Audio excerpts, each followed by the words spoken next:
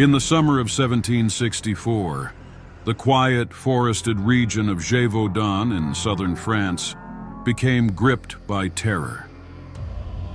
A young woman tending cattle was the first to encounter what would become known as the Beast of Gévaudan. She described a massive creature, wolf-like but far larger, which charged at her from the woods. Only the protective instincts of her cattle kept her safe. Days later, the mutilated body of a 14-year-old girl was discovered nearby.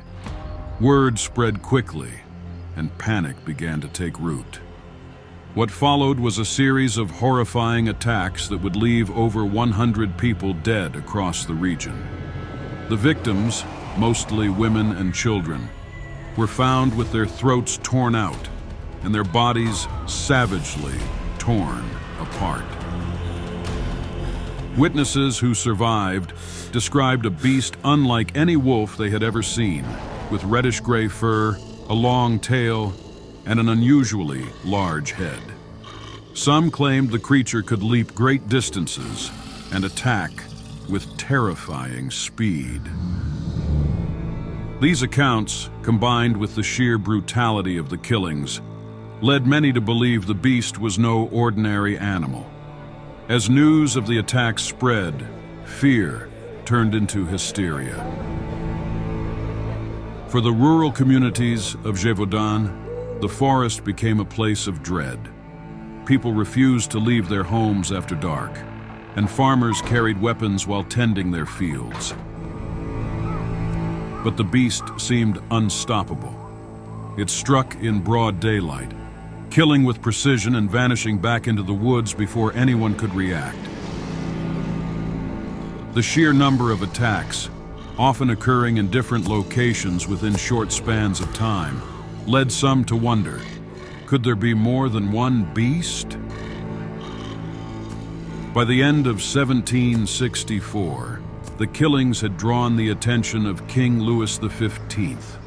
Determined to restore peace to the countryside and his reputation as a ruler, he sent professional hunters to track down and kill the creature. Over the next year, several large wolves were killed, leading officials to declare victory. But the attacks continued, and the people of Gévaudan began to lose hope. Some whispered that the beast was not a mere animal, but something far more sinister, a punishment from God, a werewolf, or even a demon. In September 1765, the king dispatched Francois Antoine, his personal gun-bearer and an experienced hunter, to put an end to the killings once and for all. Antoine and his team managed to kill a massive wolf, measuring over 6 feet in length, which they believed was responsible for the attacks. The animal's body was sent to Versailles, where it was put on display. For a time, it seemed the nightmare was over, but the beast returned. In the winter of 1765, more attacks were reported, as deadly and brutal as ever. This led to widespread speculation that the creature Francois Antoine had killed was not the true beast, or that there were more of them lurking in the forests. The final chapter of the story came in June 1767, when a local farmer named Jean Chastel reportedly killed a large animal during a hunt. According to legend, Chastel used a musket loaded with silver bullets to bring the creature down, fueling the belief that the beast was supernatural. After this, the attacks stopped, and the Beast of Gévaudan faded into history. To this day, the true identity of the beast remains one of history's great mysteries. Some historians argue that it was a particularly large wolf or a pack of wolves, driven to desperation by hunger. Others suggest it may have been an escaped exotic animal such as a hyena or lion, brought to France by wealthy travelers. The descriptions of the creature's size, shape, and behavior don't perfectly match any known predator, leaving room for speculation. Then there are the more unusual theories. Some have suggested the beast was a trained animal, used by a human killer to carry out the attacks. Others believe it was a cryptid, a creature unknown to science, or that the stories of its supernatural nature were exaggerated by fear and folklore.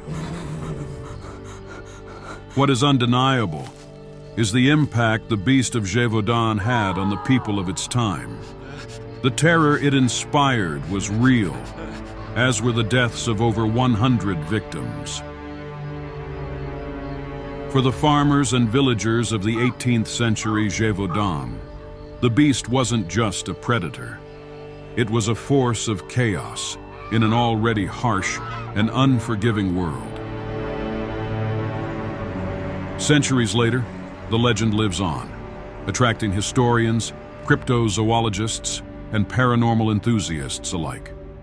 The forests of Gévaudan, now peaceful and unremarkable, remain tied to the story of the beast, a reminder of how the line between reality and myth can blur when fear takes hold.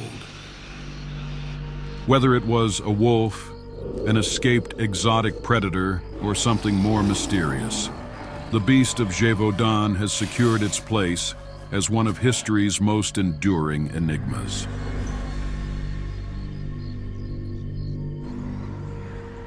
Thanks for watching. If you enjoyed the video, please like and subscribe to the channel so you never miss any new content.